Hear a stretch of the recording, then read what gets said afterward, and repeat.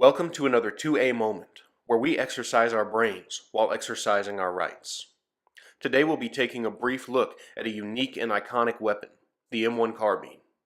The carbine was developed to supplement the 1911 service pistol among rear echelon troops, as well as those with alternative frontline roles. Drivers, RTOs, and the like were issued the handy weapon. In fact, my grandfather, commander of a mortar section in the Third Army, trekked through Belgium and across the Rhine with just such a gun. It's interesting to note that the carbine was the most widely produced Allied small arm of World War II. Sometimes we tend to equate production with prominence. Though the M1 Garand is certainly an icon of the era, the carbine holds the distinction of more production even than its bigger brother. Inland, U.S. Postal Meter, Winchester, and Rockola are among the more prominent manufacturers of this carbine. The gun has been criticized tremendously for being terribly underpowered and incapable. And while the .30 carbine round is dwarfed by its bigger brother, the .30-06, I don't think it gets enough respect. See, tests have shown that a .30 caliber carbine round at 100 yards is akin to being hit with a .357 at close range. Now, have you ever heard anyone call a .357 puny upon being hit by one? Yeah, me neither. See, it was adequate for its intended purpose of equipping rear echelon personnel and those with responsibilities precluding them from carrying a Garand or a BAR or something of the like.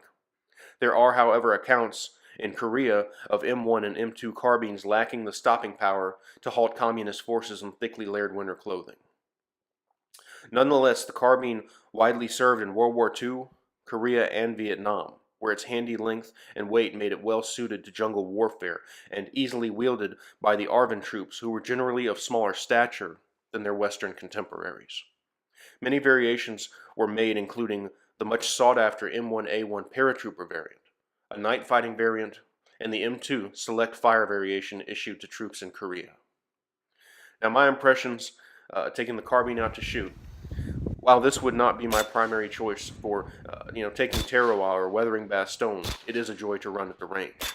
It's light and has minuscule recoil, and it makes it quick to shoulder and easy pointing. I had two very minor malfunctions out of the 150 rounds fired on this outing. 2 rounds failed to fully feed, but a quick slap on the bolt remedied the issue each time. At 100 yards, I can get 3 to 4 MOA off the bench, which is, again, adequate for its intended role as a combat implement. Follow-up shots are quick, and a substantial amount of rounds can accommodate any loadout.